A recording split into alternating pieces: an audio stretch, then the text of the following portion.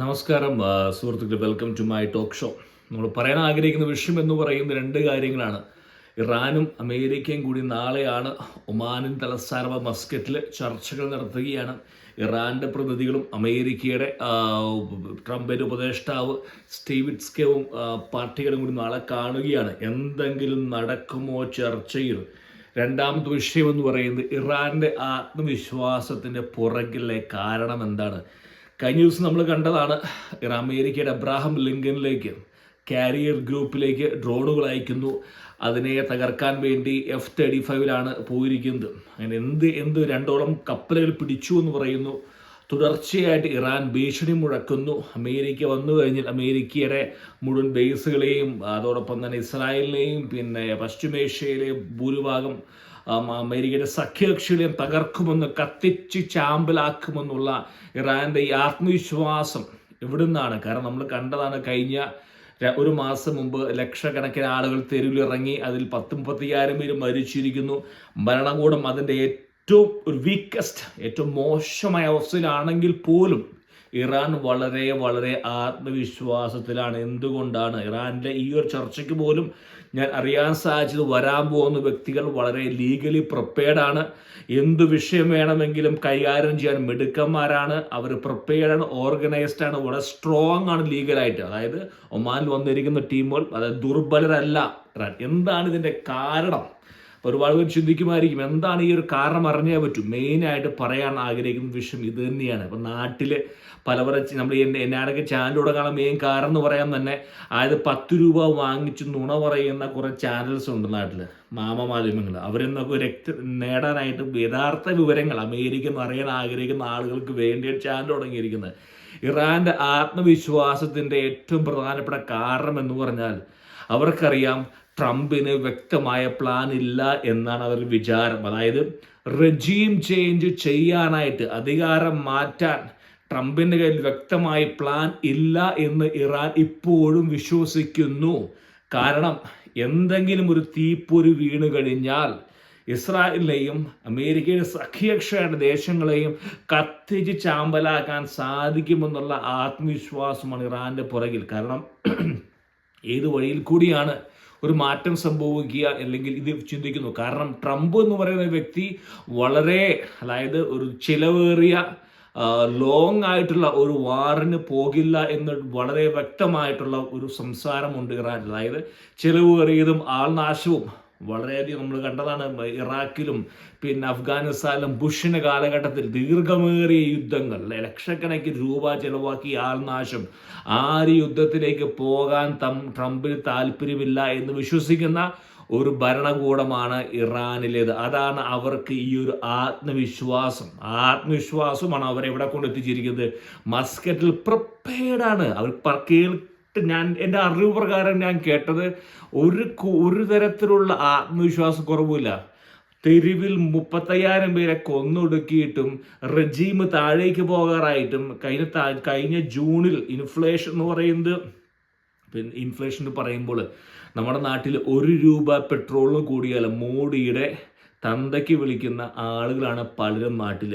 നിങ്ങൾ ഇന്ന് 100 രൂപയ്ക്ക് പെട്രോൾ അടിക്കാൻ പോയി, നാളെ സെയിം 1 ലിറ്ററിന് 150 രൂപ കൊടുക്കേണ്ട അവസ്ഥ എങ്ങനെയിരിക്കും? അതാണ് ഇറാനിൽ സംഭവിക്കുന്നത്. 100 രൂപയ്ക്ക് വാങ്ങുന്ന സാധനത്തിൻ്റെ വില 110, 120, 130. നിങ്ങളുടെ സമ്പാദ്യം മുഴുവൻ ചോരുകയാണ്. അവസാനം ഒരു നിമിഷമായപ്പോഴാണ് ഗ്രാൻഡ് ബസാർ അടിച്ച് ജനങ്ങൾ ഇറങ്ങിയിരിക്കുന്ന ഒരു കാരണം. മടുത്തു, ഈ അപമാനം സഹിച്ച് ജീവിക്കേണ്ട, ഇതിന് ഭേദം മരണം എന്ന് കരുതി പോയിരിക്കുന്നത്. എൻ്റെ ചാനൽ അണ്ടറിൽ ഇപ്പോൾ ഏതാമോ സുഹൃത്തുക്കൾ മനസ്സിലാക്കുക, 100 രൂപ പെട്രോൾ അടിച്ചപ്പോൾ നാളെ 150 അടിക്കേണ്ട അവസ്ഥയാണ്. എന്നിട്ടും ന്യായീകരണത്തിന് യാതൊരു കുറവുമില്ലാത്ത ഒരു കൂട്ടം ആളുകൾ, എന്തോ ആയിക്കോട്ടെ, അവരുടെ സ്വാതന്ത്ര്യം, നിങ്ങൾ എന്തു വേണമെങ്കിലും വിളിച്ചോ. അപ്പോൾ ഞാൻ പറഞ്ഞു വരുന്നത്, ഇൻഫ്ലേഷൻ സംഭവമായിരുന്നു. അപ്പോൾ ഇത്രയും പ്രശ്നങ്ങൾ ഉണ്ടായിട്ട് പോലും ആത്മവിശ്വാസക്കുറവില്ലാതെ ഇതുകൊണ്ടാണ്. പക്ഷെ ഒരു കാര്യം നിങ്ങൾ വ്യക്തമായി മനസ്സിലാക്കുക, അമേരിക്കൻ ബോംബുകൾ ഇറാനിൽ വീഴാൻ തുടങ്ങിയാൽ എന്തു ചെയ്യണമെന്ന് റജീവിന് അറിയില്ല, ഭരണകൂടത്തിന് അറിയില്ല. ഇപ്പോഴും വ്യക്തമായി ഞാൻ മനസ്സിലാക്കി പറയുകയാണ്, ട്രംപ് എന്ന് പറയുന്ന വ്യക്തിയെ നിങ്ങൾക്ക് ആർക്കും അറിയില്ല. അദ്ദേഹം ഒരു അവസരം കൊടുക്കും. Mark my words. Okay, Trump അടിച്ചിട്ട് യുദ്ധം വരണം എന്ന് ആഗ്രഹിക്കുന്ന വ്യക്തിയല്ല ഞാൻ ഒരിക്കലും. പക്ഷേ ട്രംപിനെ അണ്ടർ എസ്റ്റിമേറ്റ് ചെയ്യരുത്. വളരെ പ്ലാനിങ് ഉള്ള വ്യക്തിയാണ്. ഇവിടെയാണ് ഇറാൻ തെറ്റിയിരിക്കുന്നത്. കാരണം ബോംബുകൾ ചറപറ വീഴാൻ തുടങ്ങിയാൽ സാധനങ്ങൾ കൈവിട്ട് പോലെയാവും. പിന്നെ ചിക്കൻ കറി വാങ്ങാൻ പോയ സാബൂര അവസ്ഥയായിരിക്കും എല്ലാവർക്കും. കണ്ടതാണ് 12 ദിവസം പോകാറ്. ആദ്യം 4 ദിവസം പാനിക്കായിരുന്നു, പിന്നെയാണ് കയറി വന്ന് അമേരിക്ക എന്ന് പറയുന്ന പ്ലാനിങ്ങോടെ വന്നിരിക്കുന്നു. ഇവിടെ ചർച്ച ചെയ്യപ്പെടുന്ന വിഷയം ഇതാണ് മെയിനായിട്ട്. ഇപ്പം നിങ്ങൾക്ക് മനസ്സിലായിരിക്കുന്നു. ഇനി ഈ പറയുന്ന ചർച്ചയിൽ വല്ലതും സംഭവിക്കുമോ? ഒന്നും സംഭവിക്കാൻ പോകുന്നില്ല. വെറും ഒരു ചുക്ക് സംഭവിക്കാൻ പോകുന്നില്ല. ആളെ കളിയാക്കൽ മാത്രമാണ്. അമേരിക്ക മുന്നോട്ട് വെച്ച ആവശ്യം എന്താണ്? യുറേനിയം എൻറിച്ച്മെൻ്റ് അല്ല, പൂർണ്ണമായിട്ടുള്ള അവരുടെ ഈ അണുവായുധം ഉണ്ടാക്കുന്ന പരിപാടി അവസാനിപ്പിക്കുക, ബാലിസ്റ്റിക് മിസൈൽ ശേഖരം അവസാനിപ്പിക്കുക. ഈ 2 പരിപാടിയും ഇറാൻ ചെയ്യാൻ പോവില്ല. കാരണം ഇറാൻ എപ്പോഴും ആത്മവിശ്വാസമാണ്. കാരണം ചിന്തിക്കുന്നു, ട്രംപ് ഹാസ് നോ പ്ലാൻ അല്ലെങ്കിൽ നോ കാർഡ്സ്. ട്രംപ് പറയും എൻ്റെ കയ്യിൽ കാർഡുണ്ട്, ഇല്ല എന്നുള്ള വിചാരമാണ്. ഉണ്ടോ ഇല്ലയോ എന്ന് പറയാൻ മാത്രം ഞാൻ മണ്ടരല്ല, എനിക്ക് അറിഞ്ഞുകൂടാ. കാരണം ഞാൻ വെറും അനലിസ്റ്റ് മാത്രം, എനിക്ക് അറിഞ്ഞുകൂടാ. ചിലപ്പോൾ ഉണ്ടായിരിക്കും, ഇല്ലാതിരിക്കാം.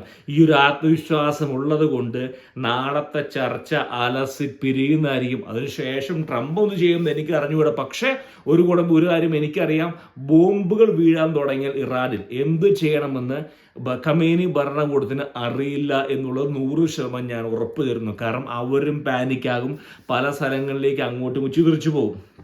ഇപ്പോൾ അമേരിക്ക വളരെ കാൽക്കുലേഷനിലാണ്. ചൈനയെ വരെ വിളിച്ചു പറഞ്ഞിരിക്കുകയാണ്, ഇറാനിൽ നിന്ന് വാങ്ങുന്ന അതേ വിലയ്ക്ക് എണ്ണ ഞങ്ങൾ ഇപ്പോൾ കരാക്കസിൽ വെറുതെ ഇഷ്ടം പോലെ ലോകത്തിലെ 68% എണ്ണ ഇന്ന് കൈകാര്യം ചെയ്യുന്നത് അമേരിക്കയാണ്. ലോകത്തിലെ ഏറ്റവും വലിയ വെനസ്വേല, പിന്നെ അമേരിക്കയും കൂടിയിട്ട് 68%. അതോടൊപ്പം തന്നെ ഗതാഗതം, കപ്പൽ ചാലുകൾ, പനാമ കനാലവന്മാർ കൈയടക്കി കറാക്കസിൽ മഡൂറോനെ രാത്രി പിടിച്ചുകൊണ്ട് വന്നു.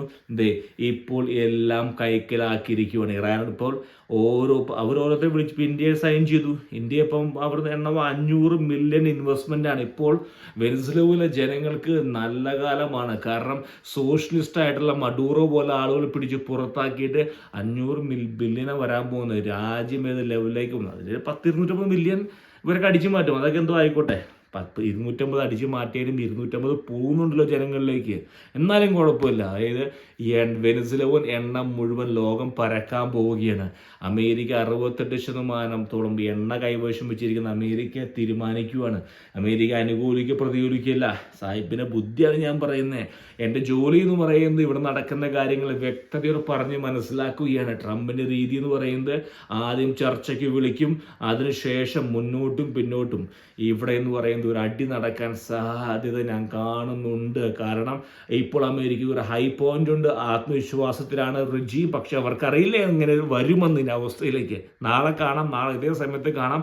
ചർച്ച അലസി പിരിയുന്നതായിരിക്കും.